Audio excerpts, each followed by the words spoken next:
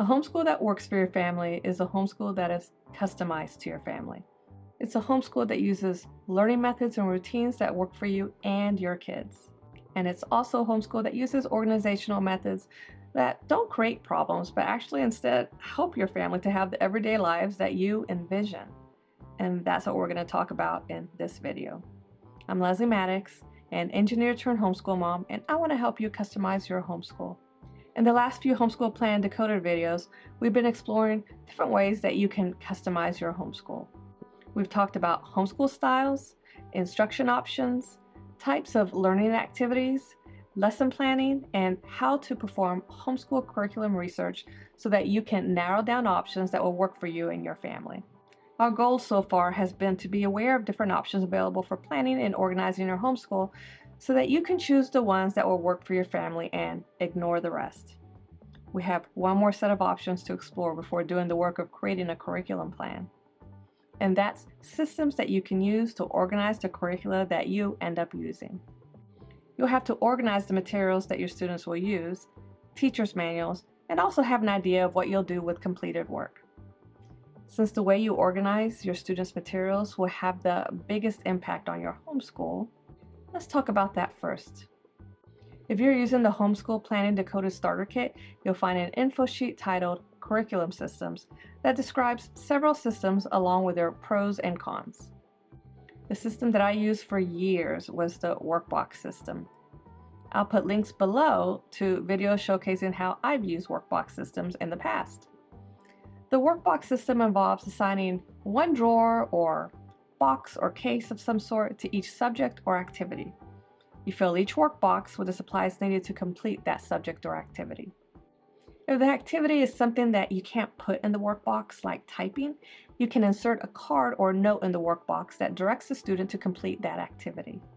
Each workbox can have an indicator of some sort on it that lets the student know whether or not there's work for them to do in that drawer that day. Or you could label each drawer or box and use a checklist in conjunction with the workbox system. I love this type of system because it can grow with your students and allows even the littlest students to be somewhat independent. Do you have a preschooler? Use a 10-drawer system and put a single activity into each drawer. An indicator on the drawer lets them know that it holds an activity for them to complete that day.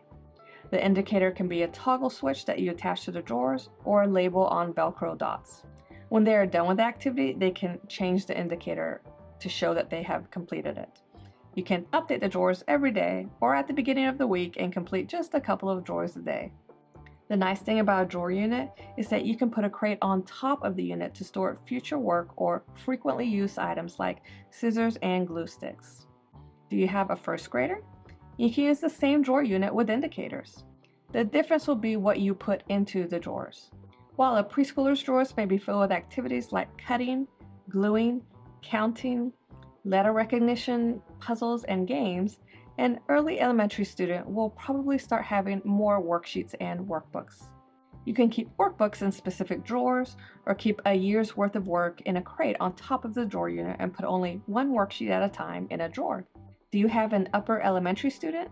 You can continue to use the drawer system, but maybe allow them to use a checklist instead of indicators. If you label each of their drawers with a subject name label, keep workbooks or binders in each drawer, and use a checklist or student planner, you may never need to update the drawers after initial setup. The benefit of a workbox system is that both older and younger students can work independently after becoming familiarized with their usual schoolwork.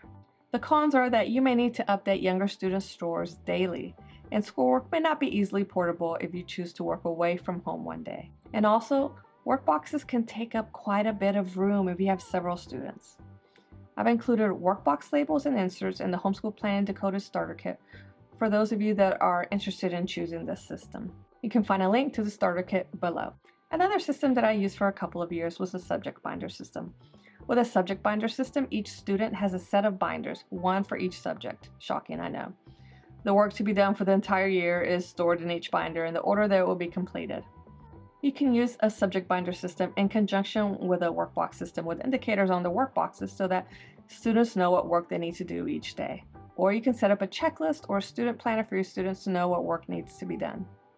A benefit of this system is that binders should not need to be updated for the rest of the academic year after initial setup.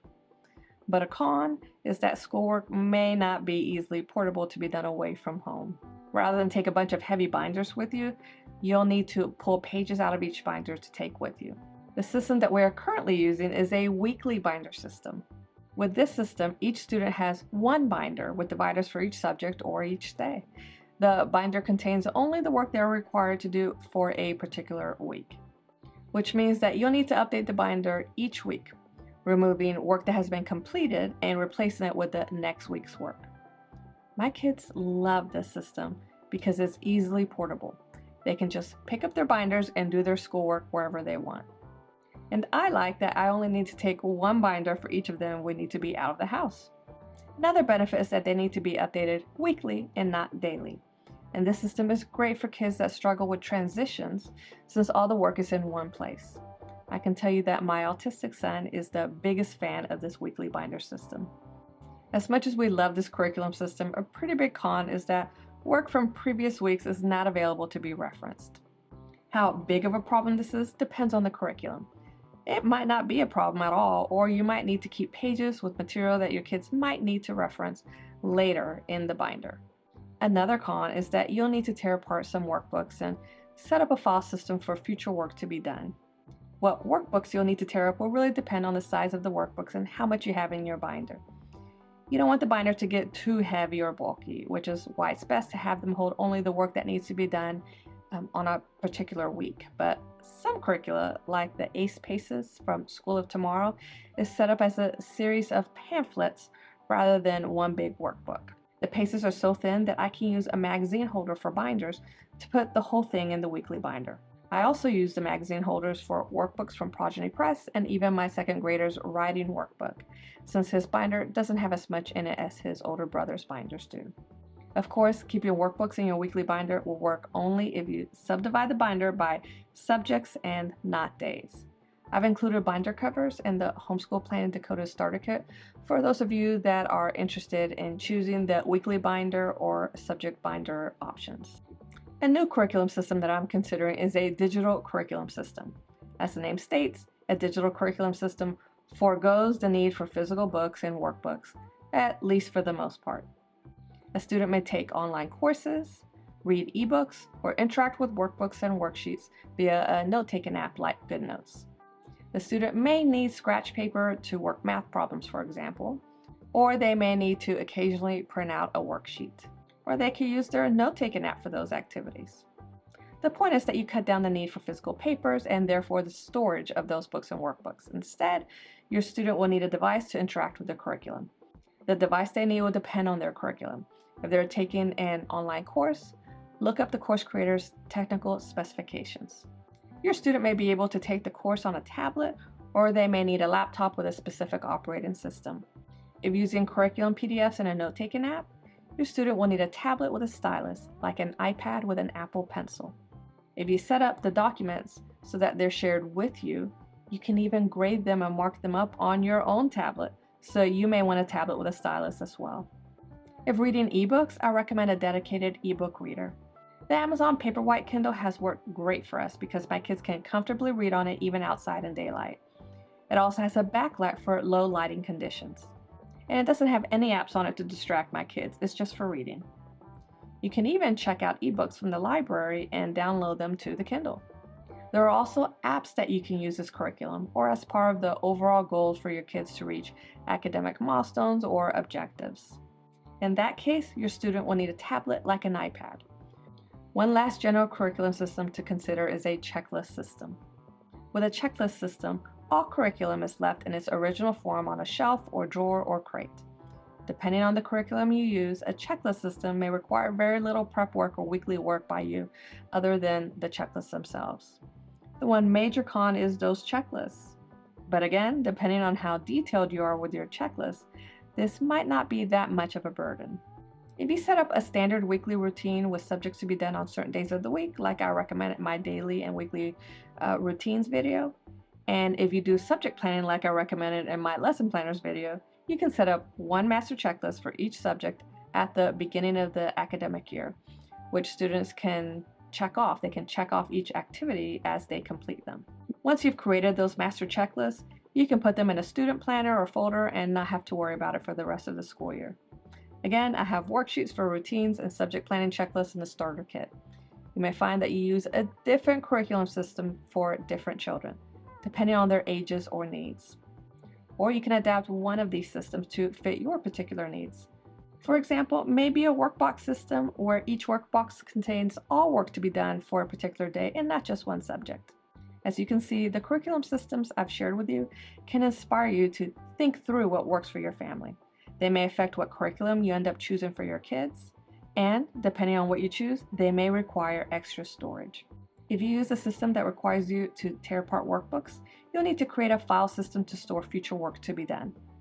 When we used workboxes, I kept a crate on top of each workbox. Each crate held a hanging file for each subject. We use a weekly binder system now, which requires me to tear apart workbooks, but instead of a crate, I use a rolling file cart that I can keep under my desk. All of my kids' work is in that rolling cart, with a different color hanging folder for each child. And yes, I do color code my kids. I organize the worksheets in each hanging folder in the order that I plan to use them. For example, I changed the order that I use our Math U/C worksheets. So after tearing them all out of the workbook, I organize them into the order that we'll use them, then store them in a hanging file in that order. One nice benefit to keeping curriculum organized into hanging files is that it's easily to organize schoolwork for a subject when you're using different resources for that one subject. Just put everything into the order you'll use them, then stick them in a hanging folder. And if during the year you come across another resource that you'd like to incorporate into a subject, like a printable or something from the dollar store, just stick it into the hanging folder in the spot when you'd plan to use it. But what about completed work? Because tearing apart workbooks means that you'll have loose papers of work that has been done and that you may need to keep for documentation or to create a portfolio of work samples. Something I've done in the past is to have a bin hanging on the wall for each child. After their work was completed and graded and corrected, it went into their bin. This system gets a little messy and required a lot of time from me to sift and organize it all after the school year was completed.